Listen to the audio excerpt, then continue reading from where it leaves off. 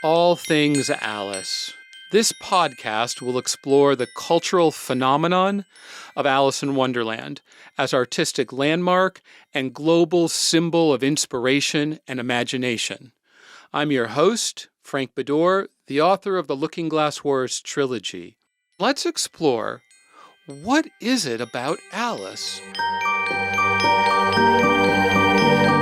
Hey everybody, welcome to the show. Today we're going to talk about audiobooks because my guest is Gerard Doyle, and he is the voice of the Looking Glass Wars, Seeing Red, and Arch Enemy trilogy. He did such a fantastic job. The first time I heard it, I didn't realize it was my book. I certainly thought somebody else had written it. He brought it to life in a way that was very, very surprising.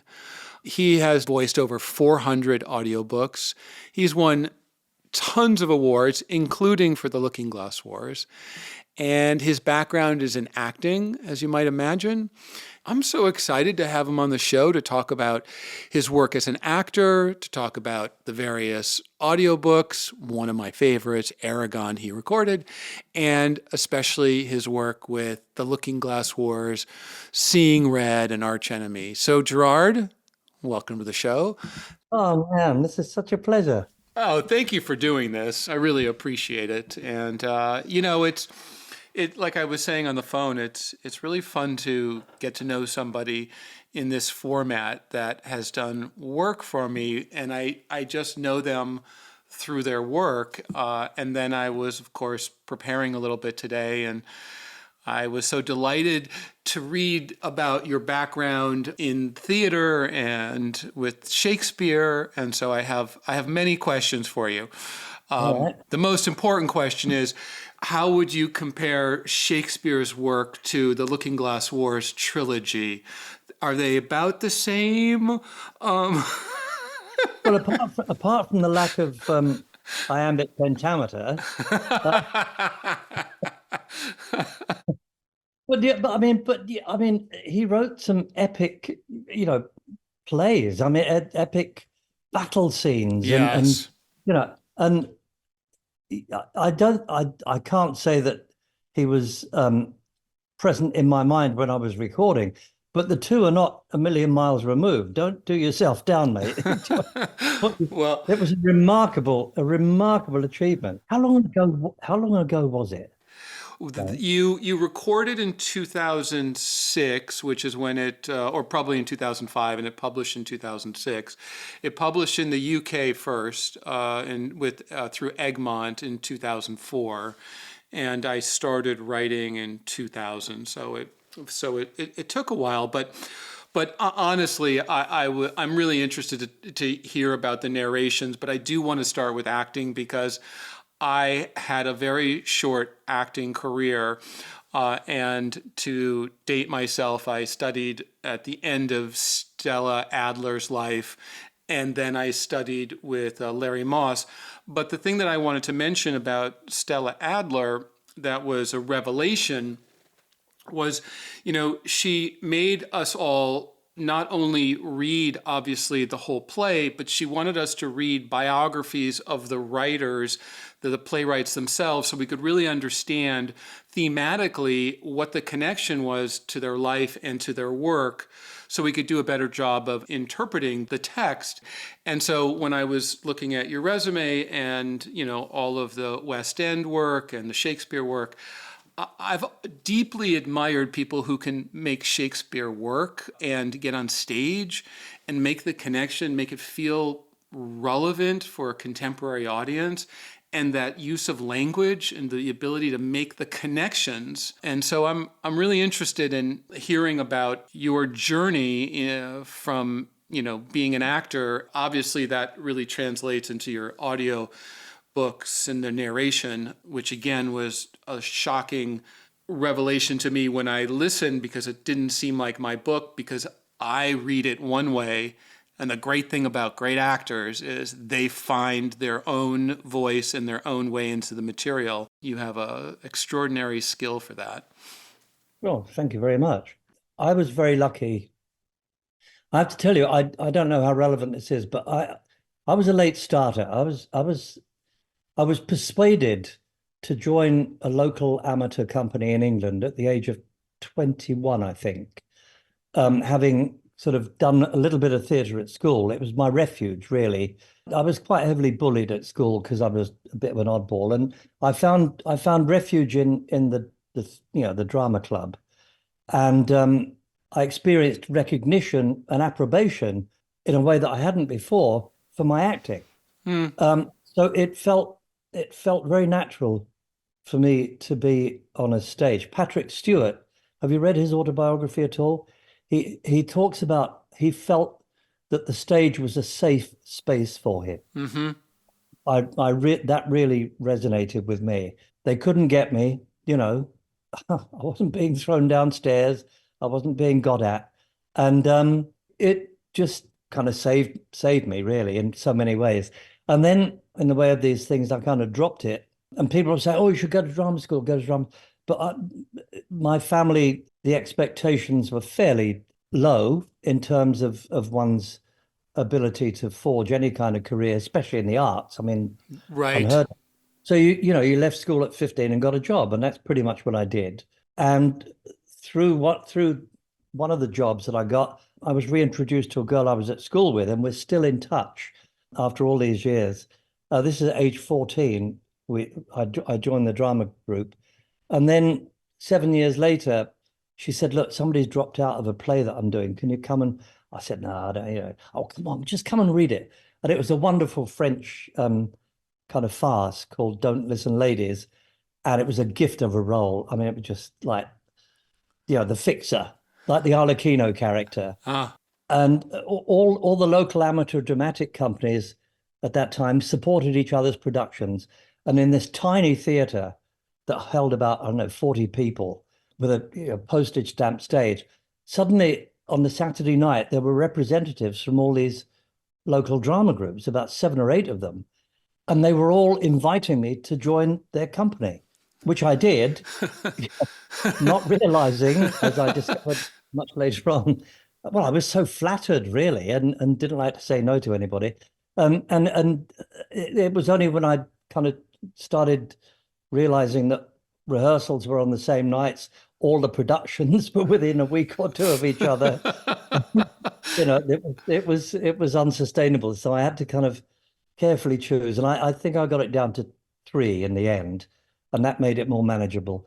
One of which, we were a group of young people, and we had one guy who wrote for us, and we did some pretty, I wouldn't say it was avant-garde, but it was kind of in your face theatre, a lot of quite nudge nudge, wink wink humor.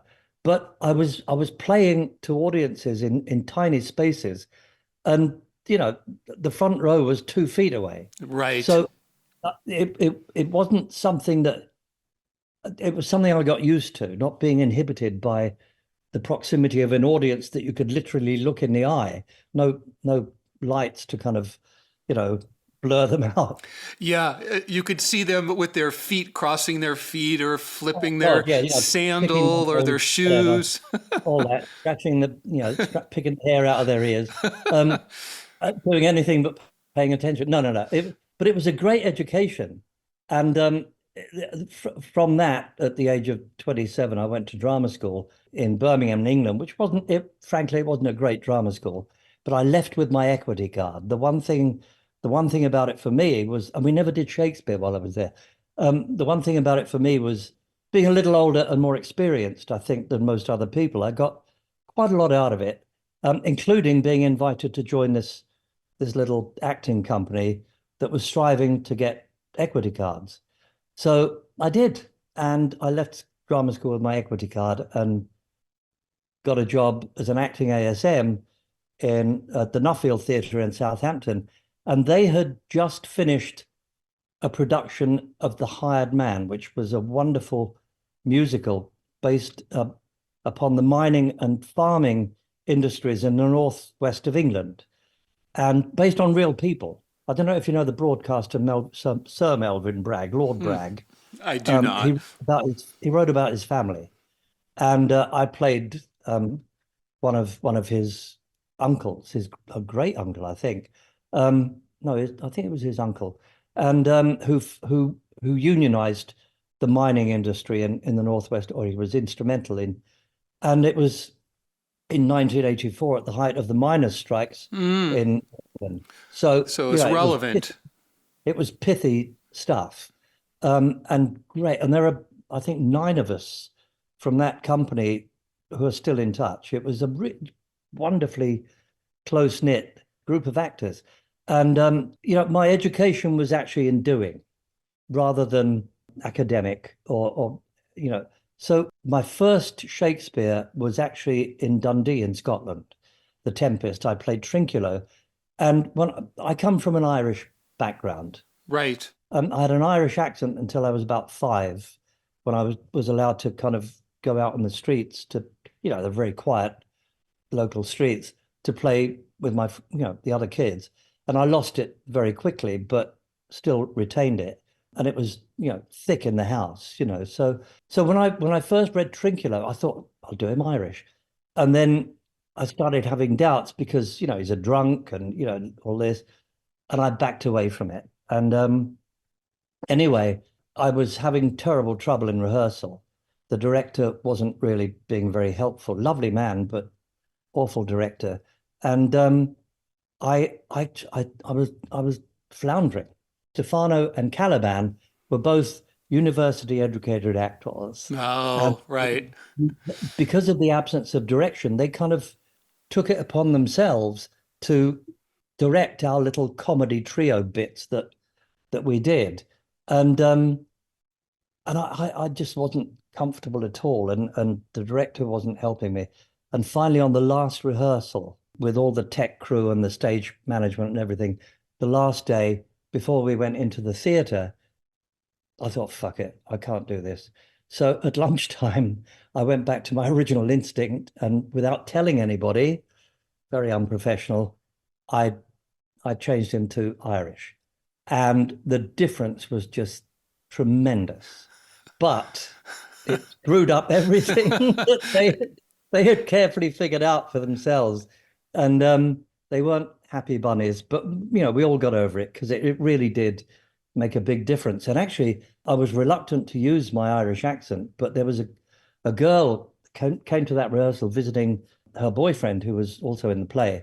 And we were talking afterwards, and she said, "Oh, where's the accent?" I said, "Well, I don't use it." She said, "But I recognized it."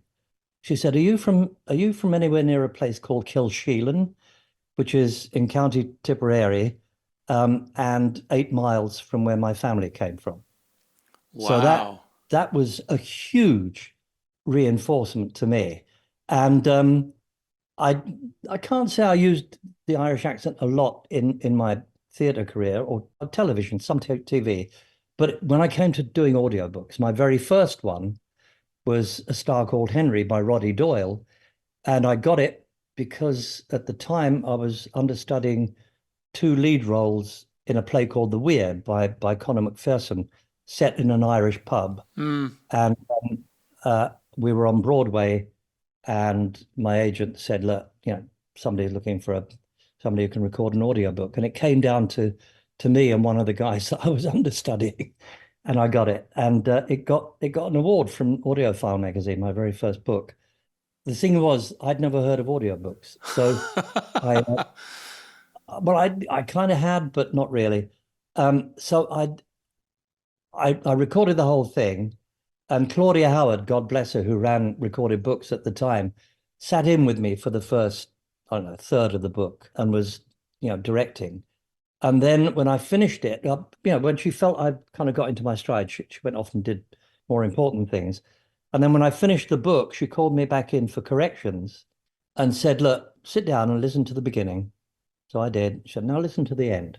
And it was like chalk and cheese. Mm. I was so tentative and holding back. And she said, "I want you to sit down and re-record the first 70 pages again with the same energy that you had, throughout the rest of the book." So we did that, and they matched it, and apparently it was seamless. I've not listened to it, but she that got me my first headphones award from Audiophile. And you've had so many since and been nominated for so many awards. But can you just go back to, you were doing the theater and then you was between you and one other person for this Yeah. audiobook. What are the mechanics of the process? It was all very kind of just to preface that story, I had auditioned for her 3 years before on a recommendation from a wonderful, wonderful Australian actor whose name escapes me at the moment, but he'd just finished. I met him in England, and he'd just finished recording the Lord of the Rings trilogy for recorded books, and I was coming to America to introduce my son to his relatives here, and he said, "Oh, you must visit my friend Claudia Howard at Recorded Book." So I did, on the basis of his name. She gave me an audition, and I was awful. I knew it. It was absolutely dreadful. And 3 years later, when I went to audition for a star called Henry, she didn't remember me. Thanks be to God. What is the audition like? Do you have to go in and read from the book cold? Yeah. Just cold. They just, Yeah. they Well, I just, mean, I don't remember. Did I? God, it's 20 odd years ago. I can't. I don't think I got any sides or anything. all right. It's just like a cold reading, like a lot of other auditions. It's just it's just prose. But what they're really interested in is trying to figure out if you can really tell a story. And I grew up listening to. I mean, we all did, but the I don't know that I might be biased, but the way the Irish tell a story, Yes. something a little different, I think. And I had no confidence in that because, I mean, I hadn't kind of considered storytelling as acting as such. Exactly. Of Yeah. course, that is exactly what we do as actors. Hmm. So I hadn't kind of the common sense to trust my instincts. So it was a very stilted reading I gave for the first audition. Then when I came back 3 years later, I had a lot more experience under my belt and confidence by that time in my Irish accent. So when I read, it probably wasn't all that she was hoping for. Certainly, when I recorded the first chunk of the book, it wasn't all she was hoping for. But it was good enough to get the job. And then she had me go back and match the beginning with the rest.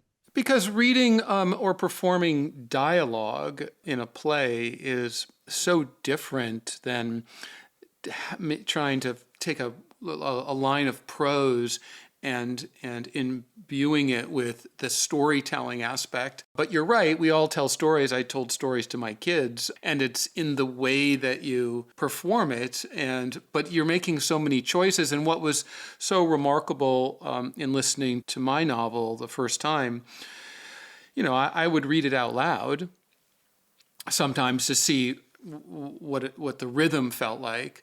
Right. And I knew that I would be not great at reading the audiobook because I was so almost typecast in the way that I looked at the text. And that's why when I heard your version of it, not only is it because of the quality of your voice, but it's, as you said, it's the storytelling and the performance, because it's a performance piece, and lines that I did not expect would feel really dramatic because they were setting up a moment, felt really suspenseful as you went into a piece of dialogue or a piece of action. And it seems like it's its own art form. Well, I've come to kind of realize that over the years that, yeah, and it's amazing how much free range one is given. I've rarely, more recently, I've had direct contact with authors, but in the early days, nothing, and I didn't think to ask, Right. you know, and so it was all kind of instinct and guesswork. Not entirely, because obviously you don't just sit and record the book. You have to prep it and read it. Sorry, I'm teaching my granny to suck eggs here, but you That's very funny. oh, it's a common expression in England, but you know what it means. Yeah. Teaching an old dog new tricks.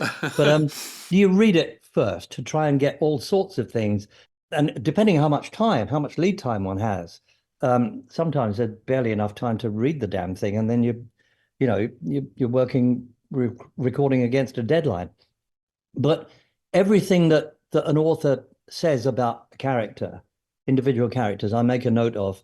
Physical stuff, if the timbre of their voice or whatever it might be, accents, that's something you have to be really careful with, because an author, being a contrary bunch of bastards that they are, they will introduce a character on page 15 and describe their bloody voice on page 90. Exactly. And, Yeah. and if you've made the wrong choice based on, not doing your job properly, not doing the research, that's an awful lot of re-recording to do, especially if you're in a studio and you don't get any more work. Carefully paying attention to all those factors, accents, personality stuff that's described, that kind of fleshes out the character for me. And trying to kind of, how can I put it? It depends on whether it's a first person or third person narration.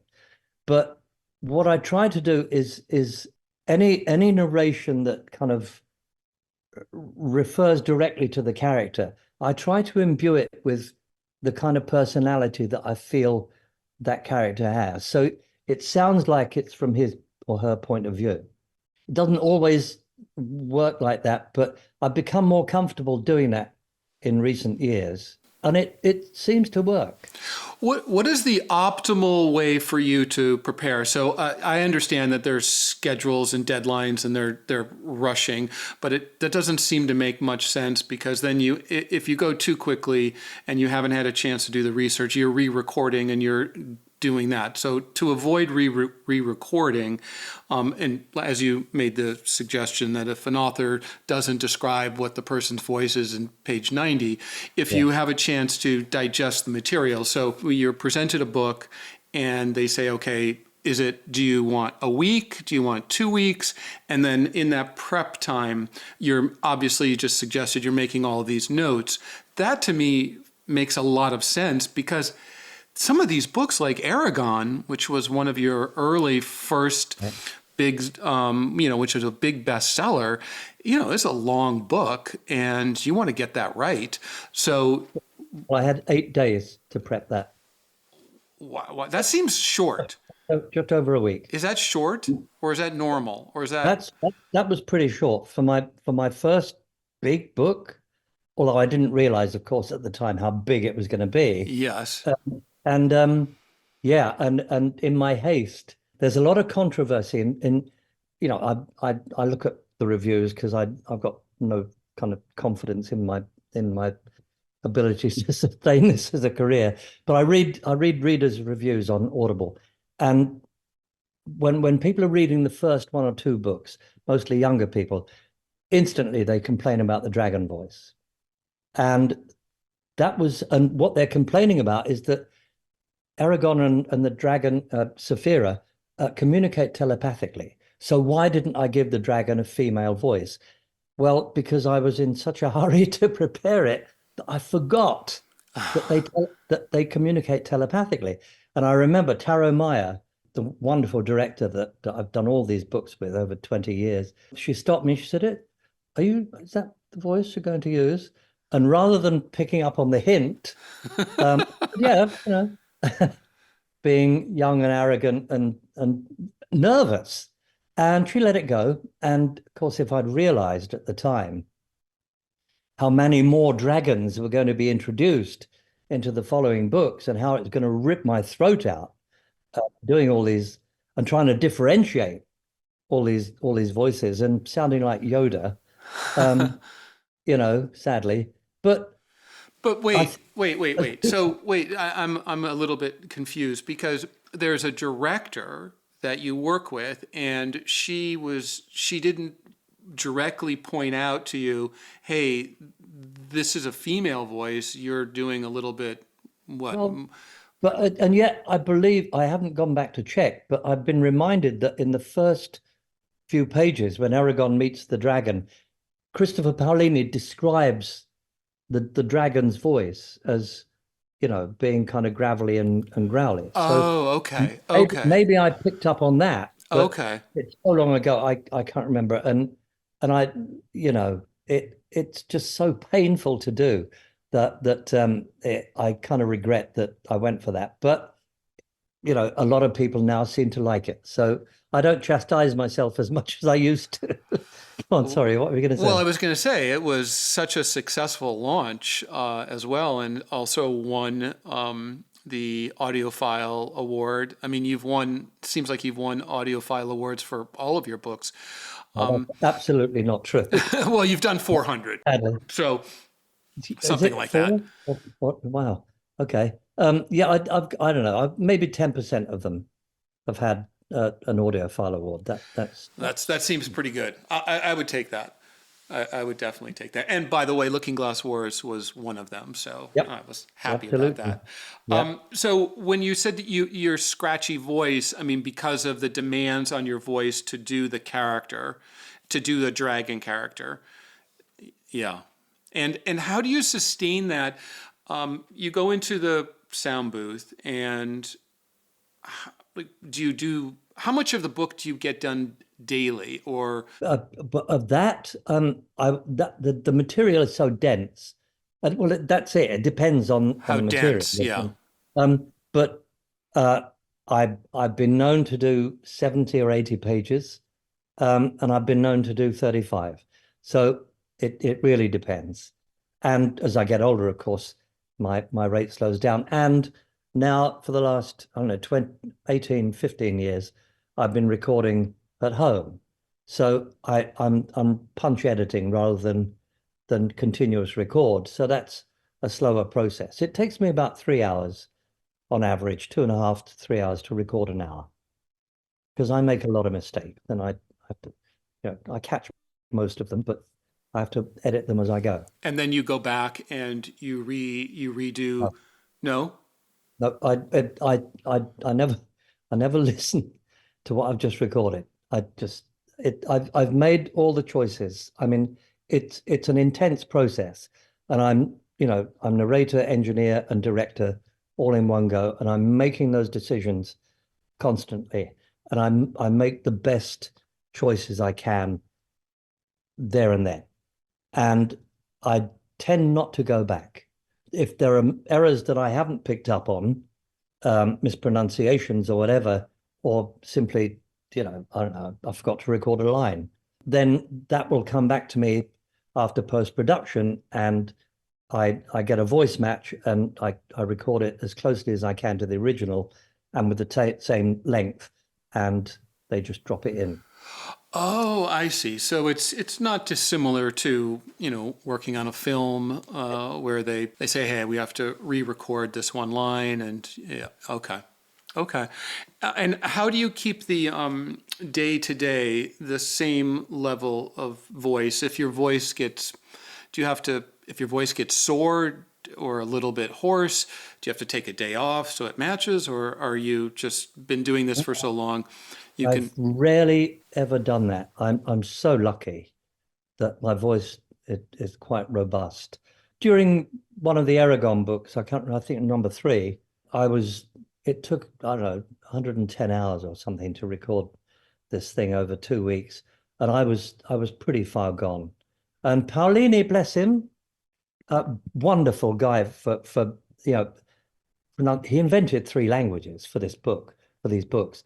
And he's great with, providing pronunciations. And it's not just, I mean, he's got a whole, Universe. linguistic structure for Mm-hmm. each language. Wow. And oh yeah, and he's fantastic at supporting all that. But he's a mischievous little bugger, and he said, toward the end of I can't remember book three or book four.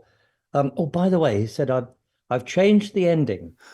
This was the night before recording, and he said I've added another dragon, to kind of to kind of give him a springboard into a future book.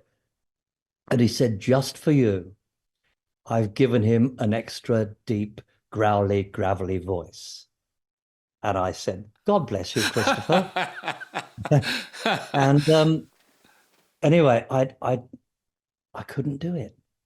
I couldn't get my voice as I was so tired. It was the last day, and after 110 hours, and I nipped upstairs to where they were doing the post production, and I knew the chief engineer up there. I said, "Listen, I know you're not supposed to do this, but can you just kind of do something electronic?" And he said, "Yeah."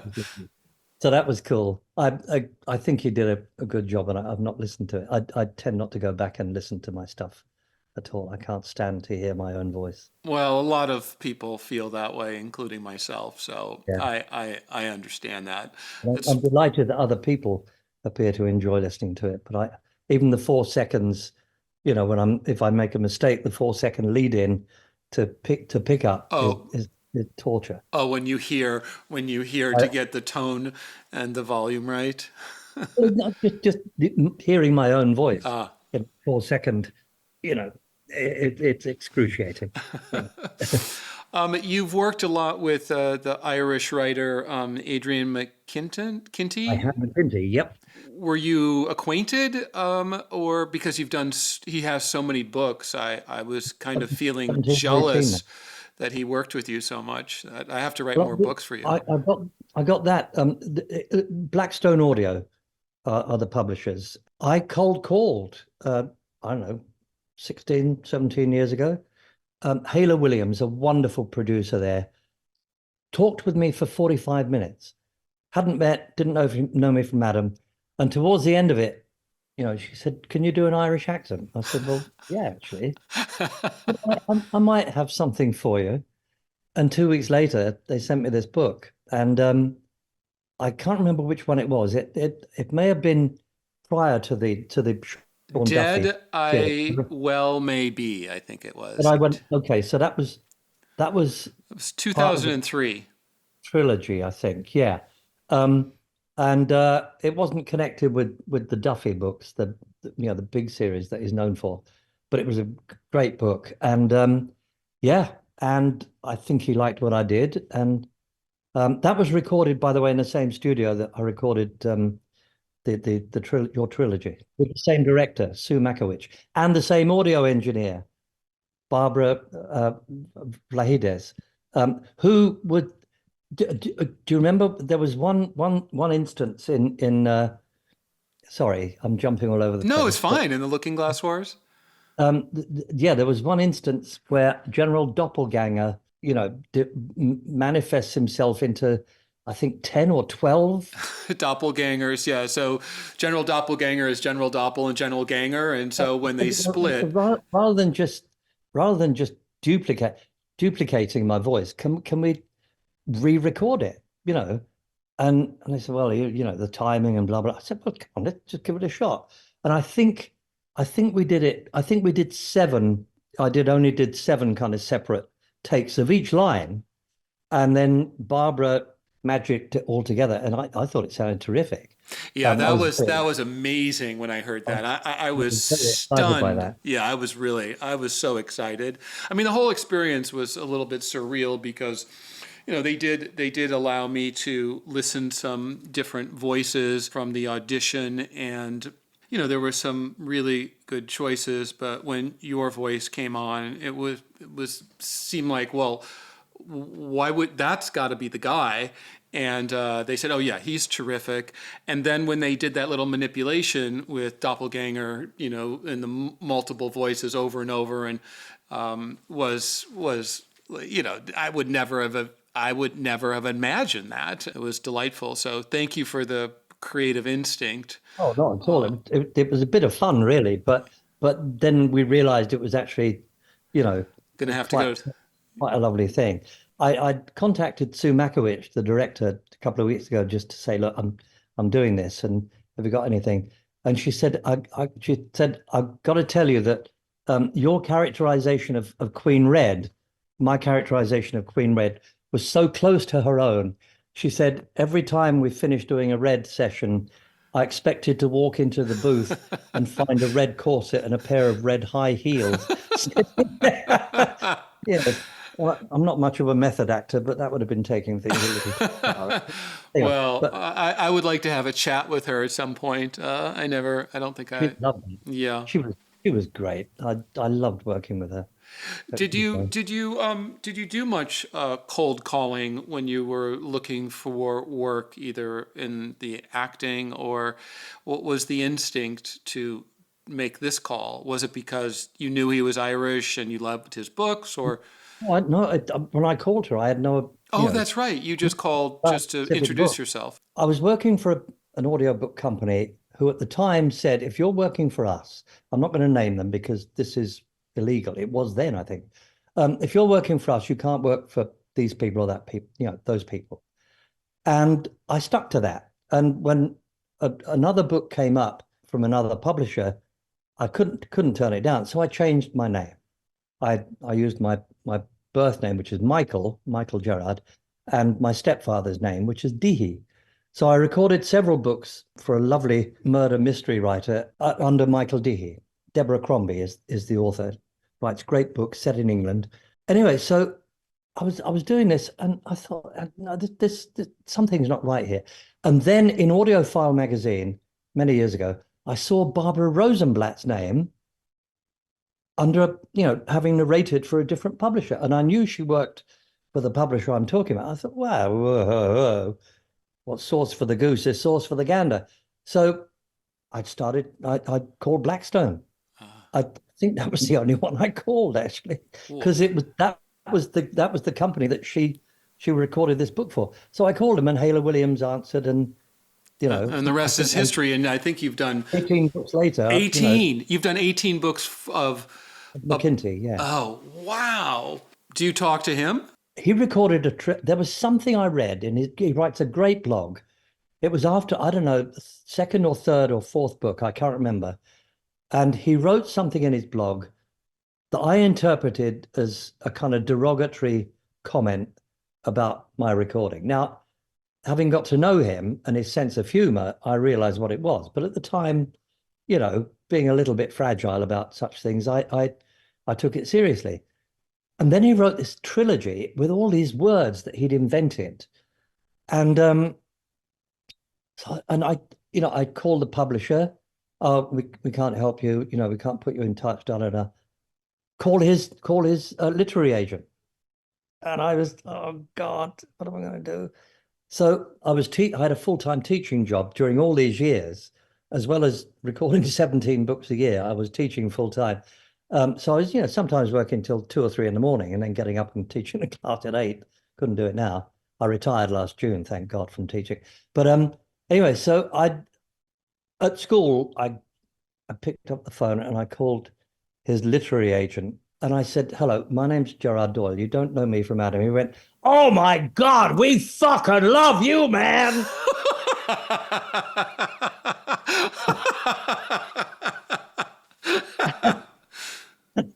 And it was the last thing I expected to hear. And it turned out that the audiobooks had boosted the print sales.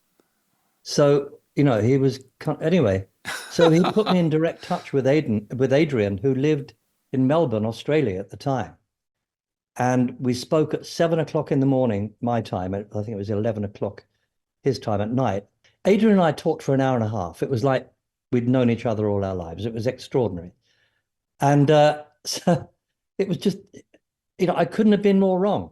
He was just so appreciative of what I'd done. And anyway, so I said to him, "So right, about these pronunciations for this trilogy, I don't know, say what the fuck you like. I just made it up." That's all very well, sunshine, but my name's on this book as well. So I need some guidance here. Anyway, he was absolutely fucking useless. So, but no, between us, we figured it out. But I think yeah, we had a few as well. I remember sending you a list. I can't remember which words that you were asking me about, but yeah, I tried to be helpful. But I also remember going, I don't know, I just invented it, so you can yeah. please help me out. Well, I mean, with the author's permission, that's exactly what I do. But I can't just assume these things. And the mispronouncing a name that's been invented by the author is one thing, but my wife was put off audiobooks forever, except she's got back on them. She listened to her first audiobook, and she's a midwife, and midwifery has been her career. And in this book, somebody was talking about midwifery, and she just switched Lost off, it. and that was it. There's a place near it. All the local place names on Long Island are named after Native American tribes or words or whatever. And there's a place called Ronkonkoma, not far away, and somebody pronounced it Ronkonkoma. And that can make or break a listener's experience. Yeah. Yeah. If they know what you're talking about Yeah. and you say it wrong, Yeah. you've lost your credibility. So I'm very meticulous. I don't always get it right, but I'm very meticulous about that because I feel I owe it to the listener, just in case. Yeah. Actually, not so much them. It's my own self-preservation. Yeah, exactly. I don't want any grumpy letters. Why you seem sensitive to, obviously you're sensitive to your own voice and you're sensitive to readers' reactions. And why is that? That after writing, reading so many books, it's like, hey, you've won so many awards. Is it that you're a perfectionist? I don't know. I think I've never lost my insecurity. Do you ever lose your insecurity as an actor? I just don't always think I trust myself to do it the way it needs to be done.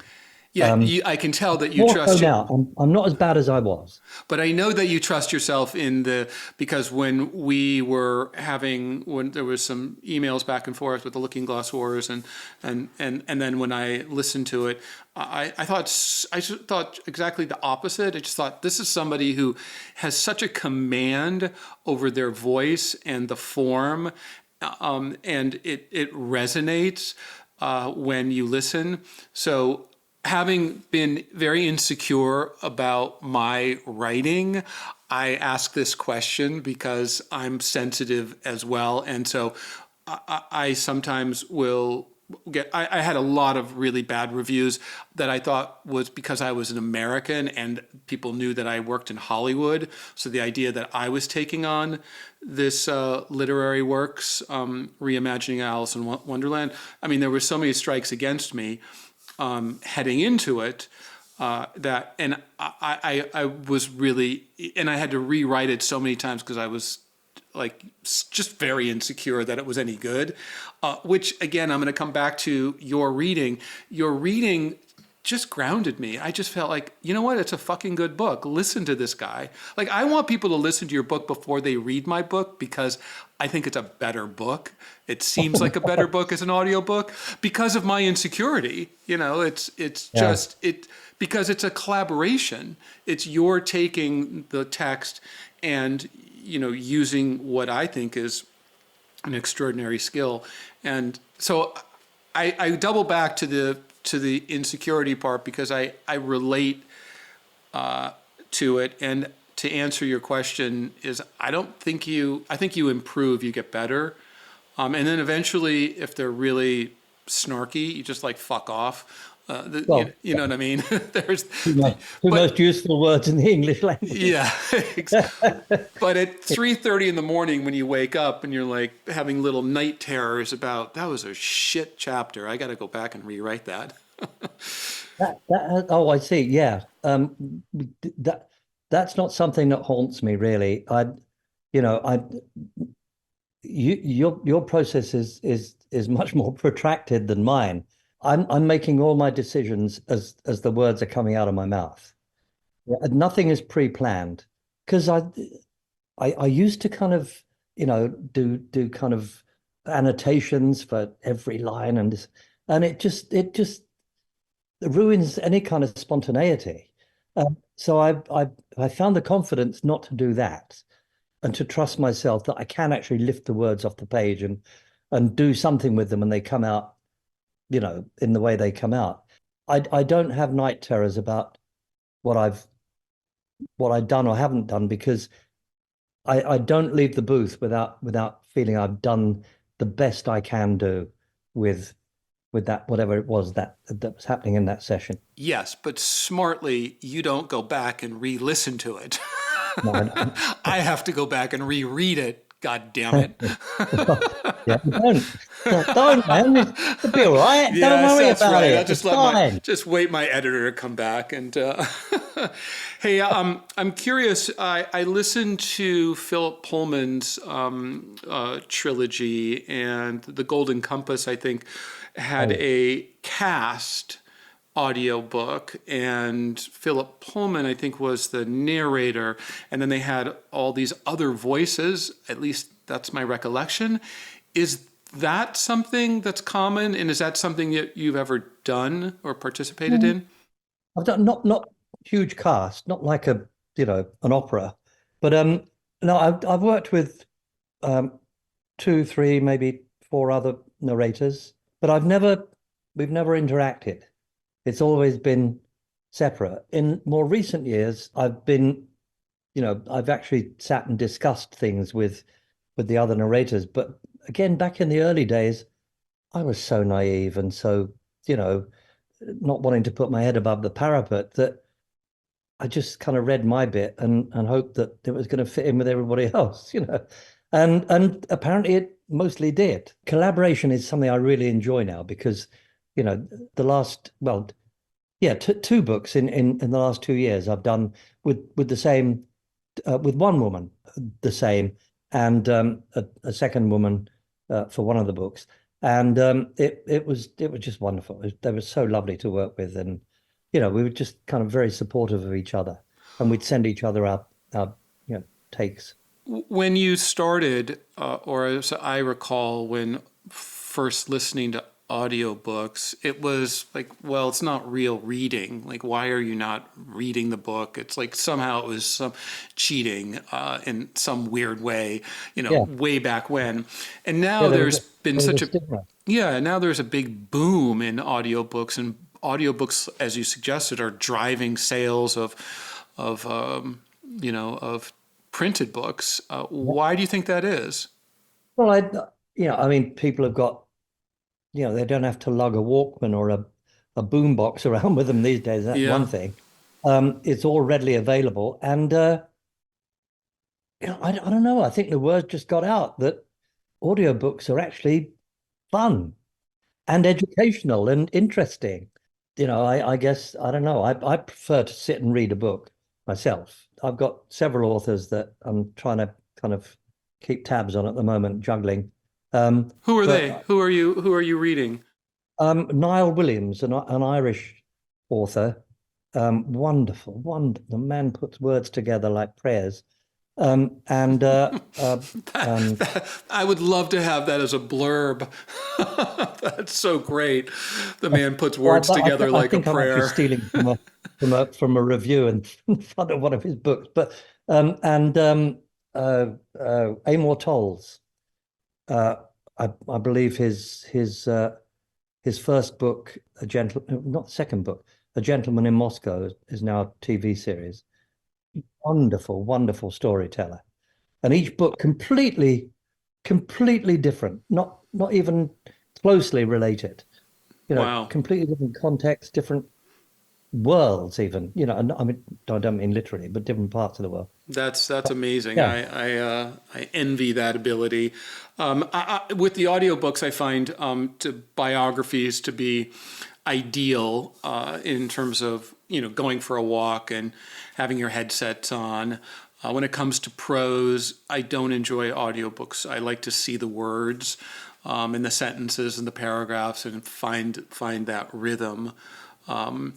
So I'm with you on that, but it is quite a booming section, which, anything that gets people interested in stories and books Yeah. is great as far as I can tell. So I think you just kind of made me something just clicked when you said that. That you listen to the the rhythms and everything else. And I think that's one of the things I try to be sensitive to is how can I make this sound as interesting to somebody who's listening to me as I find it reading it off the page. And right. and that's the process is just kind of, I don't know, not elevating it, that's the wrong word, but Well, it interpreting is it. elevating it because it's elevating it in a different, a little bit of a different medium. So it is, there is a distinction, I suppose, there. But hey, I'm curious because you narrated one of the shows. You narrated the novel of one of the shows I'm watching, which is Slow Horses. Yeah. And I'm really enjoying the show. I've never read the book. So tell Oh, me no. about, I mean, can you tell us a little bit about narrating the novel? And then have you seen the show? And did they do a I good have. job? I, I, do they do a good job? Yeah, I'm how, the one. I'm the one to decide whether. yes, you are. I would want your opinion. If you, have you seen the show? Thomas and oh God, what's the actor's name? Gary Oldman. Harry Oldman. Well, I'm the one to decide whether they're doing a good job. No, I started recording these in 2016 Okay. with book three, Oh, funnily enough, and I had why? absolutely Why book three? Did they have, no, huh? I don't know. Oh, okay. Um, uh, and I had absolutely no terms of reference, no contact with the author. So I just did what I do. I went with what he was giving me. Anyway, then I can't remember what happened. Book one, and then book four maybe, and then book two, and then it started happening sequentially. Then 3 years ago, the series came out, and I was reluctant to watch it, but finally my wife said, "Oh, come on, it's Gary Oldman, got to watch it." So I did, and I was delighted to realize that I wasn't a million miles away with any of the characters. Oh, that's so satisfying. That was kind of yeah. Apart from no, I was going to do something, say something self-deprecating there, but no, I was very happy to see. Yeah, I, there You are got the voices right and the, I'm within the ballpark. oh, that's so cool. How about Aragon, the movie, which was not as successful, but what was that experience like? Did you see Well, it? I saw it. I saw it, but I don't remember much about it. And I know that certain people close to the author, shall we say, were not happy with it. So Yeah, um, yeah. They didn't quite get that right. So, I didn't. but But it really highlighted my choice of voice and kind of gave some people, oh yeah, well this is the way it should be, you know. Um, and maybe they're right, but it's a bit late now. 5 books later, six. yeah. The latest book in the series, I believe there's another one in the offing. I certainly hope so. I normally I would record those, every whatever it is, 4 or 5 years, in a plush studio in New York City with the director, Taro Meyer, and an engineer. But this year, the executive producer said, "Look, we'd like you to record it at home, and we'd like you to engineer it as well." Do Oh God. do they pay you extra for that? Well, no, we negotiated, something, but not including the engine. I said, absolutely not. There's no way I'm going to, you know, hop out of the store. And it was a continuous record, which means you have to mark the script and Oh, and you have to mark it in Pro Tools as well. Uh, oh, uh, yeah, yeah, I would have trouble just kind of interpreting the bloody story yeah. and dealing with my vocal errors. So I absolutely put my foot down. And she said, "Well, we'll get you an engineer from our pool." I said, "No, you don't need to. My son is a brilliant audio engineer, and he was with us at the time." So they kind of auditioned him, and he got the job. And he was sitting right outside my recording booth, managing my temperament and a fairly strong-willed director via Zoom from California, and doing all that an engineer does, and brilliantly, but not just the engineering, but the diplomacy as well. It was an extraordinary experience Oh, that's so working. lovely as a father-son experience. And Has he I called continued? them and said, I asked them if as a concession they don't normally put the engineer's name on the packaging. But I said, look, please, this is such an unusual. So they put Aidan's name, Aidan Doyle, on the packaging. which I'm Oh, very happy. that's a perfect button on a fantastic father-son story. Is he going to continue to do other books with you, or? Well, I'm hoping that as I get older and as the market has been flooded with, thousands of young and very talented and very tech and social media savvy narrators, my slice of the work has diminished significantly, and I'm trying to kind of reinvent myself as a director, but working with less experienced narrators. No idea how to go about it, but hopefully inspiration will come. And maybe marketing us, Aidan and I as a team, that he can, kind of nurture them through the whole recording process, and I can actually kind of guide them through the interpretation and various other Well, things. that seems like a good idea because he's quite young. He's in his 20s, is that right? 28. 28. So he's going to know and meet, a lot of up and coming, hopefully, folks who are looking for narrators and authors and Actually works for Sony Music at the moment, doing quality control for recorded music that are by either record companies that Sony own or people who use Sony to do post-production. And he works exclusively remotely except I think one day in 8 he has to be in the office in New York for a week. Otherwise, he can be anywhere in the world and has been. Um, so that's great. But they're very kindly allowing him to take time out to do audiobook projects. And I suppose the other thing that cuts into your work at times is it seems like there's more celebrity voices, and they pay them quite a bit of money to have a recognizable actor on certain books. I think I've seen that from time to time. Yeah, I mean, I've seen it. I don't know how it works or how much they get paid If or it's even any how good good, they are. right? Um, Yeah, if they're any good, I don't know either.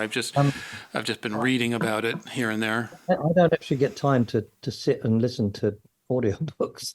Right. Um, I mean, I probably have more time now, but my I'm still busier than I thought I would be after retiring from school. So um, and it's not my instinct to sit and listen to a book. I much prefer to sit with the solid print in my hand and do that. So I'm not that familiar with what goes on in the Right, right, world. right, right. Hey, I'm curious because when you were doing the working on the Looking Glass Wars trilogy, the reimagining of Alice in Wonderland, what were your experiences in terms of what you knew about Alice and when you met Alice in your life? If you've done any plays about the Lewis Carroll version, and then when you were reading the Looking Glass Wars, were you making connections, or was it all sort of fresh? Well, it was pretty fresh. I hadn't actually uh, read Lewis Carroll, the Lewis Carroll version, all the way through. I mean, I'd seen snippets and I'd seen bits of movies and cartoons even, but reading to my kids when they were both young, that was pretty much my experience of the original. So you know, when the Looking Glass Wars came along, and it all happened so quickly. I I I was recording a book at Gizmo with Sue Makowicz, and I was packing up my stuff, ready to get the train back out to where I live here, and she said, "Oh, before you go, we've got this book that we're looking for people to audition for. Would you like to read?" I said, "Oh shit, okay." Good, good. And and she said, just have a look through and choose a bit. I think that's how it went. And it was the four caterpillars. Ah, And that was the scene. That was the scene that she had you read? yeah, and well, I chose it, I think. Oh, okay. I couldn't resist because, four of them smoking hookahs, on Paul, George, and Ringo. So that was it. I had fun doing that, and then thought no more of it. And then I was absolutely astounded when she came back and said, "Well, you've got it." Oh yeah, thank you very much. Thank you, by the way. Right, I right. can't tell you how much fun I had recording all three of those books. I mean, just Well, great. it really comes through, and I'm so happy to connect with you on this podcast and hear your stories, and learn more about the process, and that, it's just it's a collaboration, and I just wish I had I have to produce more books for us to do Well, I wish you collaboration. would. Yes, well, I do have a couple of books and the prequels in the series that I'm working on. So I will be able to call you and we can do this all Well, over I, again. I hope I'm a little um, more advanced now than I was then. I mean, I was listening to uh, various sections and chapters in anticipation of this, and God, I'm thinking, oh God, I let that go. That I could have, what I'm hearing, that I let slip away instead of using it in some way to kind of advance and build and all those positive things. I didn't recognize it for what it was, and I'm being kind to myself and putting that down to inexperience rather than lack of talent. So, Well, yeah. we can all go back. I was doing a podcast and talking about the adapting the book for a television show, and in the process came up with a scene that was so much better than the scene in the book. And then I started thinking about that scene in the book and how illogical that scene and how much more impactful the scene would have been if I had thought of that back then and I hadn't. And so, so then I gave myself a break, saying, well, maybe I can double back and do this in another medium one day. Oh, and by the way, I wanted to mention, because I know that you are musically inclined and had done musicals in your career, that I have commissioned a British writer to adapt the book for a musical, and in the hopes of doing it on the West End, or starting on the West End in the same way that I first published my book in the UK. And I have a composer who I am negotiating with. Well, no, I'm not negotiating with her right now. She's meeting my book writer, and if they get on, which I believe they will, I'll have my team, and I'm hoping to one day produce a musical. I have a couple of producers who are interested, and so you'll have to be one of the early listeners or readers of the book, or because of your background, and maybe there's a place for you to be King Nolan, or I want you to have a beautiful death of some sort, off with your head along the way. Well, how lovely. Thank you. It's so better for myself. In And by the way, we didn't talk about Alfred Bester's "A Star Is My Destination" and "The Demolished Man," yeah. and I wanted to talk about it briefly because I optioned many years ago the Fondly Fahrenheit short story, and I've been developing that short story since 1995, which shows you how impossible it is to get certain projects going. But I still continue to work on it. And my partner just won the Academy Award for Oppenheimer, Oh, Chuck Roven. So hopefully that might move the ball forward. But I'm a huge Alfred Bester fan. Those two books I think, are brilliant. They've been trying to adapt those into movies for years and years. Those have been complicated as well. How did you come to read those, narrate those novels, and had you known about Alfred Bester before the narration? well, no, I hadn't ever heard of Alfred Bester. I'm not a big sci-fi person or fantasy for that matter. I find it all very hard to kind of interpret because I simply have no connection with it. But um, I there's a a publisher who lives on Shelter Island, which is just literally, you can spit at it from here. And I taught his kids at school, at Ross School. And he came to me one day and said, I've got a couple of books that I'd like you to record for me. So, okay. And it was extraordinary. The Star's My Destination. I mean, it just was it that one or the Demolished Man where the writing on the have you seen the print version? The print is all distorted and it like one word will take up the entire page and then you have to it's extraordinarily Yeah, laid out. I think that's on Stars My Destination, but I also don't. It's been a while since I've looked at the But novels. whatever it was, but just trying to, seeing that visual and then trying to translate that into, oral was, was pretty big challenge. And I don't know, I didn't think about it too much. I just went for it, really. But I I have a terrible American accent. My family have completely undermined any possible confidence I might have had in my American accent by guffawing outrageously every time I attempt one. So I had to interpret those books as being, for English characters, which I did. So some of them, one of the protagonists was from Yorkshire, I think. And anyway, and yeah, so I was concerned that might have diminished the impact, but it doesn't seem to have. People seem to kind of enjoy the fact that these voices weren't from, anywhere that they were remotely familiar with, So Well, that was I'm looking forward to listening to them. I'll tell you a quick little story about Alfred Bester. When I read the short story, I was looking to see if I was wondering if he was still alive or if there was heirs, and I couldn't find anything. Searching on the net and writing letters, and I finally somebody turned me on to his editor, British fellow. I called him up in the UK, and he said, "I have no idea. If I were you, I would call his bartender."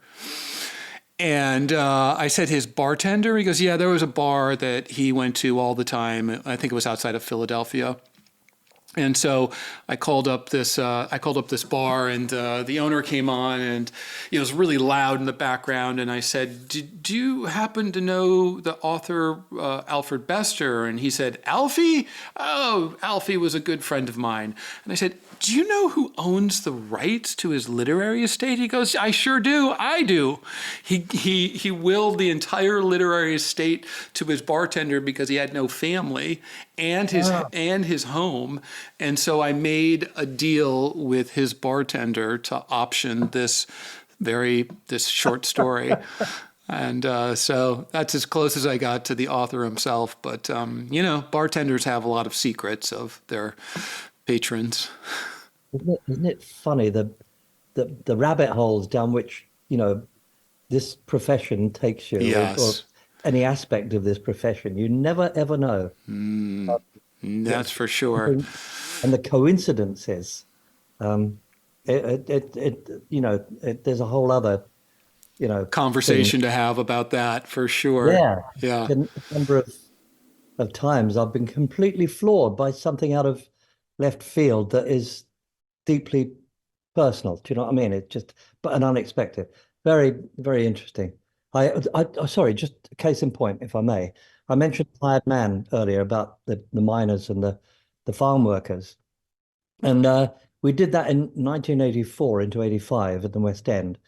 And then several years later, I was with the English Shakespeare Company for 2 years. And after the first year, Spike Milligan, do you remember Spike Milligan, the British comedian? Oh, anyway, his daughter was our sound engineer and she quit.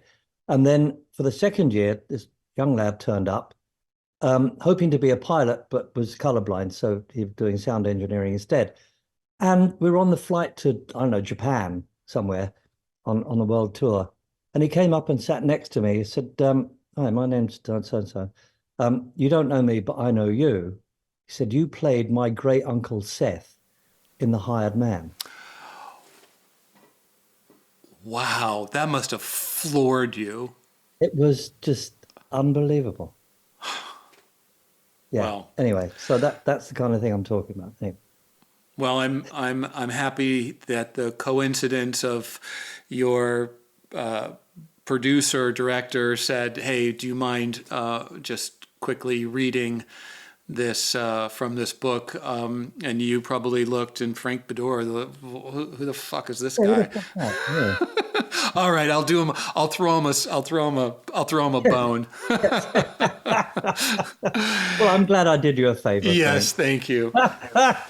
Hey, Well, it's no, trust me, it was completely the other way around. I was so enamored of the books and so delighted to be chosen to read them. It was just a joy, really. well on that. Thank you very much. I really appreciated this. So, best of luck with you and your son and your directing career.